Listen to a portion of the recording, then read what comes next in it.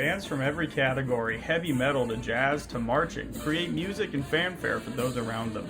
Unfortunately, your mom might have been correct about turning the music down. The loudness from playing in an ensemble can lead to temporary and permanent hearing loss if not enjoyed in moderation. In fact, 40% of musicians report some sort of hearing damage.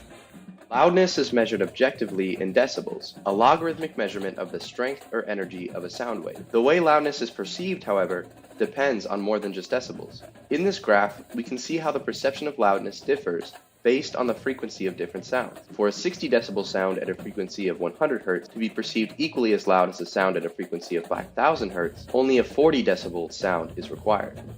Hearing damage comes from a combination of loudness and length of time, and it is easy to go over the dosage.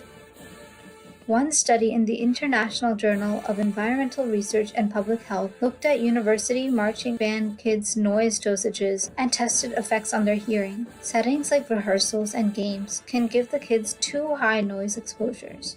In this study, noise dosimeters were placed on 6 kids in a 123-person band. On this graph, the black line is the recommended healthy dosage. This shows that the noise dosages were dramatically and consistently exceeded. We collected data about the loudness in different environments on the football game day of Georgia Tech versus Miami. We measured loudness in decibels using the Decibel X app. Constraints on experimenters limited ability to precisely time how long exposures occurred for, so reasonable estimates were made. The average loudness in the warm-up circle was 93.3 decibels, and we were there for about 15 minutes.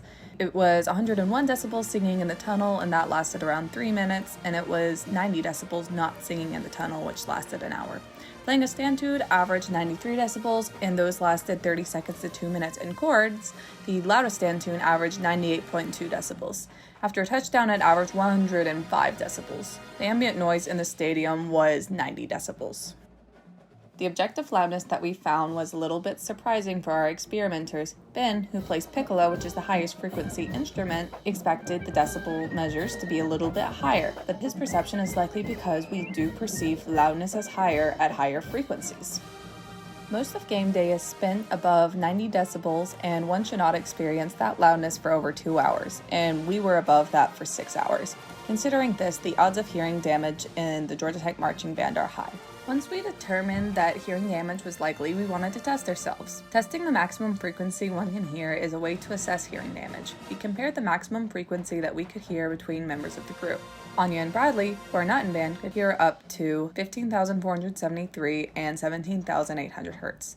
Emily, who is in the band, heard 15,500 Hz. Interestingly, Ben, who is also in the band, could hear up to 18,145 Hz, but he is very good about using hearing protection, so he seemed almost unaffected.